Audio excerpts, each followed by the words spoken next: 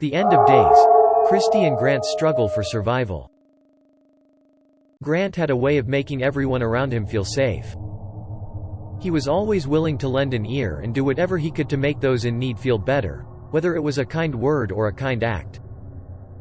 He often thought of himself as a lighthouse, beaconing those in need, guiding them to safety. It was no surprise to his closest friends and family when Grant decided to open up a shelter for those affected by the recent apocalypse.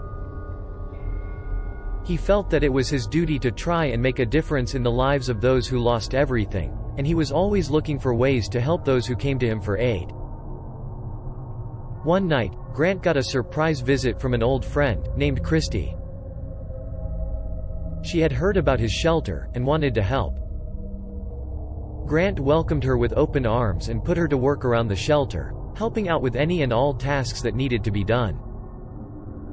As Christie and Grant went about their work, they got to know each other and shared stories of their past. Christie was a complex person, and Grant liked her for her quirks and her fierce devotion to helping others. As they grew closer, they started to find solace in one another, and eventually found themselves in a romantic relationship.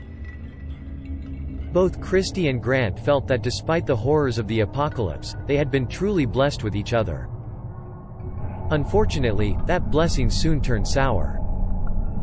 The end of the world seemed to be drawing nearer and nearer with each passing day, as the creatures of the night became more and more bold and brazen. They had heard whispers of potential weapons and artifacts that could stop the apocalypse, but they had no way of obtaining them. Until one day they received an unexpected visitor. A traveler who was willing to trade the knowledge of a weapon that could stop the apocalypse, but in exchange, they wanted something of equal value in return.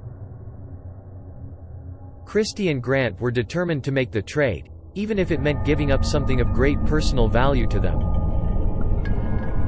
They agreed and were soon given a map that showed the way to a mythical sword that could cut through the darkness and end the apocalypse. The two of them decided to go together and get the sword, despite their fears, for the sake of humanity. As Christie and Grant traveled, they found that the stories of what lay ahead were true. Horrifying monsters lurked in the shadows and crimson rivers ran with blood.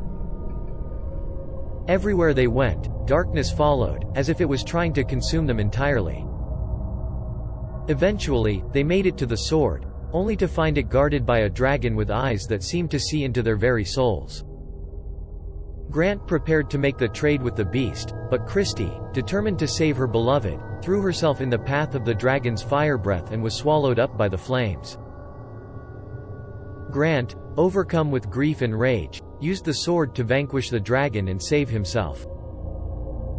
He took the sword with him as a reminder of the love that he and Christie shared, and of the debt he owed to her.